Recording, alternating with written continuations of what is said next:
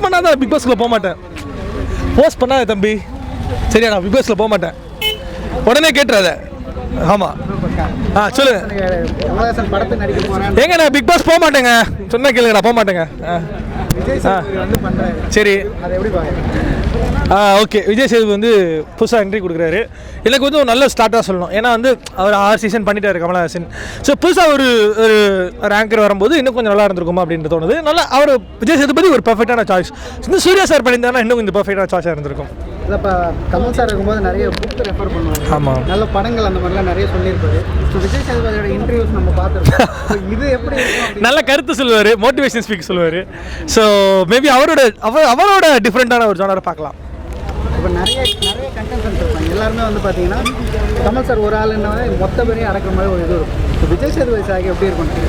டிஃப்ரெண்ட்டாக தான் இருக்கும், தெரியல. ஏன்னா அவரோட எக்ஸ்பீரியன்ஸு, அவர் கடந்து வந்த மக்கள் எல்லாமே டிஃப்ரெண்ட்டாக இருப்பாங்க. மேபி பார்க்கலாம் எப்படி உள்ளே இருப்பாங்க அப்படின்னு சொல்லிட்டு. பிக் பாஸ்க்கு விஜய் சேதுபதி செட் ஆவாங்க. கண்டிப்பாக செட் ஆவார். ஒரு கமல் சார் வந்து பிக் பாஸ் ரொம்பவே நல்லா ஹோஸ்ட் பண்ணி, பிக் பாஸ்னால் கமல் சாருங்கிற மாதிரி எல்லாருக்குமே ரீச் ஆகிற அளவுக்கு இந்த பல வருஷமாக அவர் பண்ணிட்டு வர்றாரு.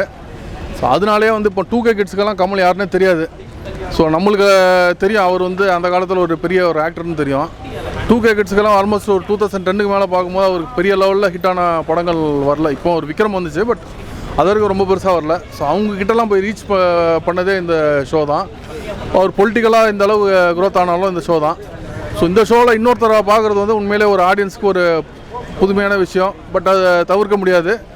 விஜய் சேதுபதி வந்து உண்மையிலே ஒரு மக்களுக்கு நிறைய விஷயம் அவர் ஒரு இன்டர்வியூவில் பேசுகிறதும் சரி, ஏதோ ஒன்று பேசும்போது ரொம்ப ஒரு நேச்சுரலாக பேசுவார். அவரோட தாட் ப்ராசஸே கொஞ்சம் வேறு மாதிரி இருக்கும். ஸோ அவர் வந்து பிக் பாஸ் ஹோஸ்ட் பண்ணுறது வந்து ஒரு புதுமையான விஷயம். உண்மையாக கமல் சார் நம்ம ஒரு ரீப்ளேஸ்மெண்ட் யாருமே யோசிக்க முடியாது. பட் அவர் இல்லாத பட்சத்தில் அவர் விஜய் சேதுபதி வந்து ஒரு நல்ல ஒரு சாய்ஸு. ஒரு பக்காவாக ஹோஸ்ட் பண்ணுவாருங்கிறத நம்புகிறேன் நான். கமல் சார் வந்து அவருடைய ஐடியாலஜி சம்மந்தமாகவும் பேசுவார். ஆமாம், இப்போ எதனா ஒரு விஷயம் எக்ஸாம்பிள்லாம் சொல்லுவார். இப்போ போன முறை கூட அவரோட கல்வி சம்மந்தமாக ஒன்று பேசி, கல்வி முக்கியமாக இல்லைனா தனிப்பட்ட அவங்களுடைய திறன் முக்கியமான பெரிய விஷயம். இப்போ விஜய் சேதுபதி வரும்போது அவருடைய ஐடியாலஜி சம்மந்தம் நிறைய இன்டர்வியூஸ் பார்த்துருக்கோம். இல்லை, விஜய் சேதுபதியோட முக்கியமானது என்னென்னா நிறைய இன்டர்வியூஸில் அவரோட ஐடியாலஜி நிறைய இடத்துல சொல்லியிருக்காரு.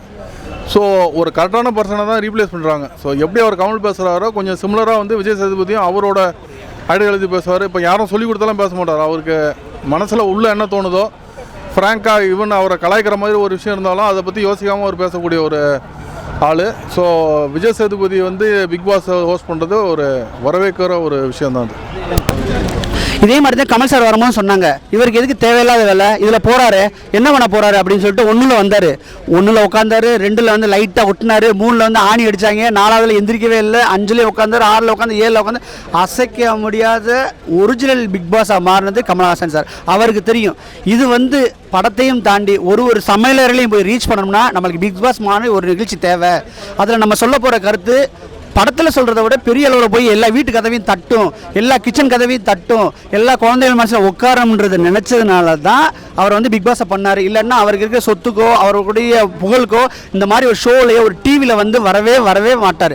அந்த மாதிரி அந்த இடத்த வந்து விஜய் சேதுபதி சும்மா படிக்க மாட்டார். ஒரே வார்த்தை, உலக நாயகனே பண்ண ஷோவில் நான் பண்ணால் என்ன, நான் தாராளமாக பண்ணுறேன்னு சொல்லி இவ்வளோ பிஸிலையும் வந்து அதை ஒத்துக்கிட்டதுக்கு விஜய் சேதுபதிக்கு ஒரு கட்ஸ். அவரும் பார்த்தீங்கன்னா இனிமேல் வந்து பெரிய லெவலில் பேசப்பட போகிறாரு. அவரும் கிச்சனுக்குள்ளே போவார், அவரும் பெட்ரூம் வர போவார், அவரும் ஹால் வர போய் அலப்பறை பண்ண போகிறாரு. ஆனால் இந்த கண்டஸ்டண்டோடைய தாக்குதலுக்கு ஆளாவாரா இல்லை இவர் தாக்கப்படுவாரா தகர்க்கப்படுவாரான்னு சொல்லிட்டு நம்ம பொறுத்திருந்தே பார்க்கணும். எனக்கு நம்ம விஜய் சேதுபதியை காட்டிலும் நம்ம எஸ்டிஆரை கொண்டாந்து உள்ளே போட்டுருந்துருக்கணும், ரம்யா கிருஷ்ணனை தூக்கி உள்ளே போட்டுருந்துருக்கணும். அடுத்து பார்த்தீங்கன்னா சரத்குமார் சாரை உள்ளே போட்டுருந்தோன்னா இன்னும் ஃபைட்டிங் வந்து பயங்கர ஜாஸ்தியாக இருக்கும்.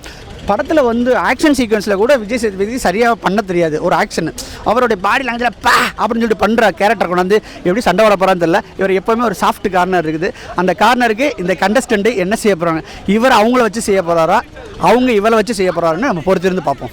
கமல் சாரே வந்து ட்ரோல் நிறைய யூஸ் பண்ணாங்க பிக் பாஸ் வந்த பிறகு.